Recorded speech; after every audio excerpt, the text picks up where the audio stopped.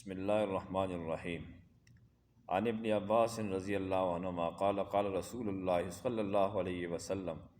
من قال جزا اللہ عنا محمدا صلی اللہ علیہ وسلم بما هو اہلہ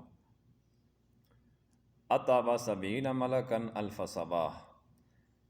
حضرت ابن عباس رضی اللہ عنہ فرماتے ہیں کہ نبی کریم صلی اللہ علیہ وسلم نے ارشاد فرمایا کہ جس شخص نے یہ کہا جزا اللہ عنا محمدا صلی اللہ علیہ وسلم بما هو اہلہ، یعنی اللہ تعالیٰ محمد صلی اللہ علیہ وسلم کو ہماری طرف سے جیسا کہ وہ اس کے اہل ہیں جزائے خیر عطا فرمائے، یعنی اس طرح کی دعا دی تو اتعبا سبعین ملکا الف صباح، اس نے ہزار دنوں تک 70 ملائکہ کو 70 فرشتوں کو اجر لکھتے لکھتے تھکا دیا۔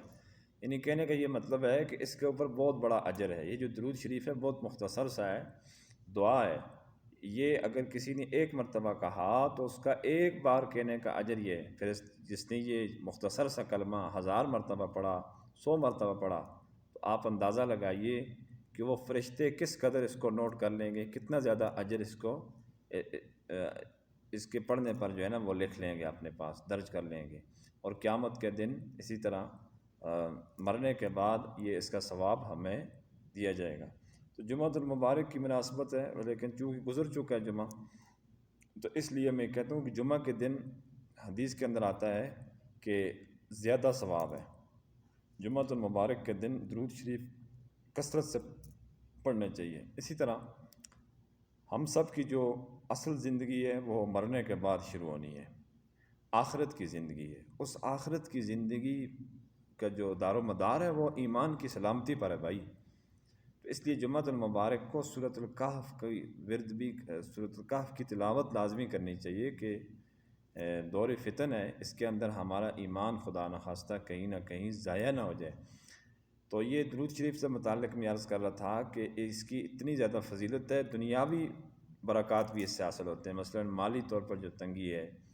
صحت بیماری کا مسئلہ ہے، تو اللہ تبارک و تعالیٰ اس کی برکت سے، درود شریف کی کثرت کی برکت سے